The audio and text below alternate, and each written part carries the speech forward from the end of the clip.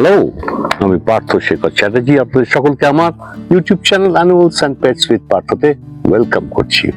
আজকে আমি আমার দার্জিলিং এর রিসর্টে আছি, যেটার মেন উদ্দেশ্য যে আমি এখানে অ্যানিমালস, বার্ডস যেটা নেচারে আছে, প্লাস আমার যা শখ, আমার কুকুর রাখা, কুকুর ব্রিডিং করা, একটা ঘোড়া রেখেছি এখানে, কিছু ফ্যান্সি পোল্ট্রি আসছে, কিছু ভেড়া রাখা হবে।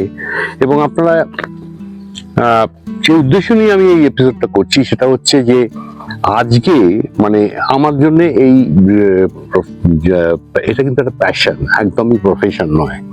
আমি সারা জীবন এই প্যাশনটাকেই পার্সু করেছি এবং জাস্ট এনাফ যে আমি মানে ততটাই আমার যতটা সম্ভব ততটাই করতে পেরেছি। এবং আমার এখানে একটা ছোট জায়গা যেখানে আমি নিজের মতন করে এই অ্যানিমালসদের জন্য একটা ছোট্ট প্যারাডাইস তৈরি করবার চেষ্টা করছি, যার মাঝে আমি প্রতিদিন, আমি যখন কলকাতায় থাকি, আমার অনেকগুলো ক্যামেরা লাগানো আছে যা দিয়ে আমি তাদের দেখাশোনা করি। এবং আমার এখানে খুব ডিভোটেড এবং ডেডিকেটেড কয়েকজন লোক আছেন যারা তাদের সেবা শুশ্রূষা করেন। আমার যেটা বলার বক্তব্য সেটা হচ্ছে যে আপনারা এই যে যারা কমার্শিয়াল ব্রিডিং করছে বা যারা কমার্শিয়াল, তাদের জন্য কিন্তু আমার চ্যানেলটা ঠিক নয়। যদি আমি কিছুটা মানে বলি যে যদি আপনারা মানে একটা কি বলে হবি ব্রিডার হতে চান, মানে where you balance your expenditure and your income from these animals, একটা রেশনাল ব্যালেন্স, যেখানে আপনি টর্চার করলেন না আপনার অ্যানিমালস এর উপর, আপনার শখটাও মিটলো এবং মোটামুটি একটা ব্যালেন্স এলো, মানে so that you are not really out of pocket. আমি বিভিন্ন দেশে বিদেশে যাই, ওখানে কি ব্রিডাররা কুকুর বাচ্চা তুলে বিক্রি করে না? নিশ্চয়ই করে। এখন তাদের যদি বলেন হার্ড কোর ব্যবসাদার, তারা এই ব্যবসা করেই খাচ্ছে, দ্যাট ইজ রিয়েলি রং।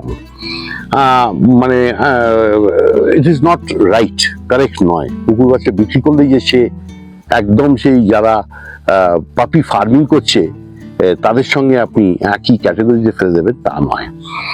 মানে যদি আপনি আদর, যত্ন, ভালোবাসা দিয়ে বাচ্চা তোলেন এবং আপনার ক্ষমতা থাকা চাই সেগুলোকে ভালো হোমে প্লেস করে দেওয়া, এটা ভীষণ ভীষণ ইম্পর্টেন্ট।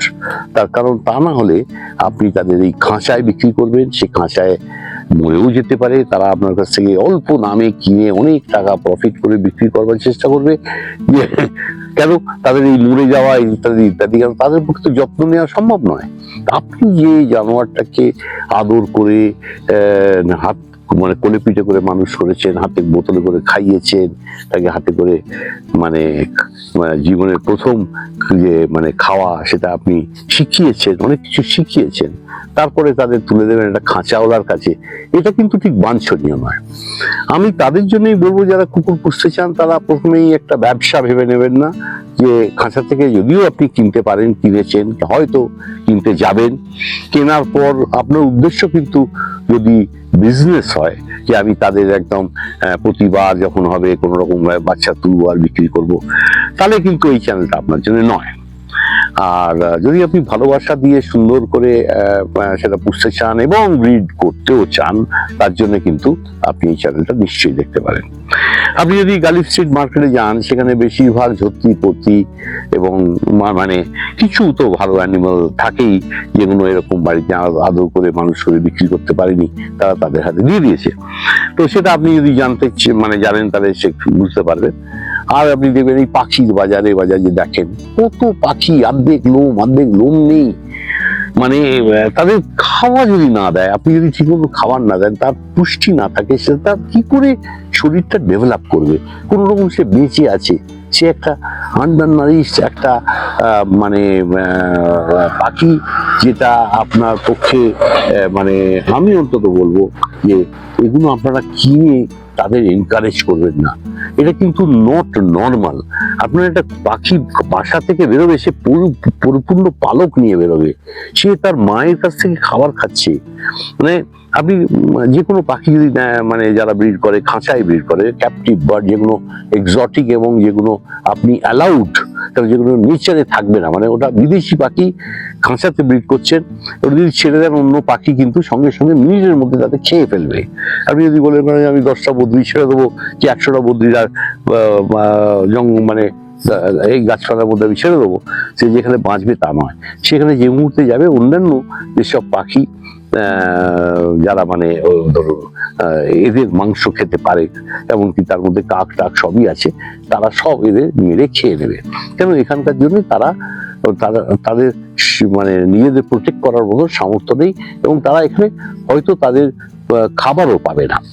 তো যাই হোক, এইসব কথা আপনারা মাথায় রাখবেন, এবং যখন এই পাখি নেবেন বা যাই নেবেন, এগুলো একদম সুন্দর পুরুষ্ঠু ভালো কন্ডিশনের এবং ভালো বাড়ি থেকে নেওয়া যায়। হয়তো কিঞ্চিত পয়সা বেশি নেবে। আপনি একটা হাতিবাগান হাটে যদি, বা এই হাতিবাগান তো নেই, গালিফ স্ট্রিট মার্কেটে যদি আপনি ওই রকম লোমোটা পাখি যদি আপনি 1000 টাকায় কেনেন, হয়তো বাড়িতে সেটা 1500 টাকা, কিন্তু সে পাখিটা যত্ন করে মানুষ করেছে, তার পুরুষ্ঠু, তাকে যদি পরবর্তীকালে বাচ্চাও তোলেন, তার ভালো বাচ্চা দেবে, দেখতেও সুন্দর, তো আপনারা সেইটাকে এনকারেজ করবেন। এগুলোই আমার বক্তব্য, যে আজকে এই অদ্ভুত সুন্দর পরিবেশে, আর আপনি যে দেখছেন আমার কুকুর, পাখি, ঘোড়া ইত্যাদি ইত্যাদি ছবি, এগুলো যে দেখছেন, এগুলো হচ্ছে আমারই সব পোষা, এবং আমি এদের সন্তানের মতন দেখি। তাই আমি আশা করব যে যারা আমার চ্যানেলটাকে ফলো করেন, প্রচুর লোক আমার সাবস্ক্রাইবার, এবং তাদের আমার কাছে এটাই বার্তা, আপনাদের কিচ্ছু যদি জানবার হয় আমার সঙ্গে নিশ্চয়ই যোগাযোগ করবেন। আমার একটা ওভারঅল অভিজ্ঞতা আছে, এবং যে অভিজ্ঞতা নিয়েই আমি আপনাদের কাছে আমি এই প্রতিবেদনগুলো আনি, এবং আপনাদের আমি সব রকম ভাবে আপনি হোয়াটসঅ্যাপ করবেন, সাহায্য করতে আমি চেষ্টা করব। নমস্কার। আমি আরেকটা কথা বলে শেষ করব। আমার এখানে যে দাবরদ দেখছেন, খুব শীঘ্রই বাচ্চা হবে, এবং আমি পরপর প্রতিবেদন করব, পোস্টিংও করব।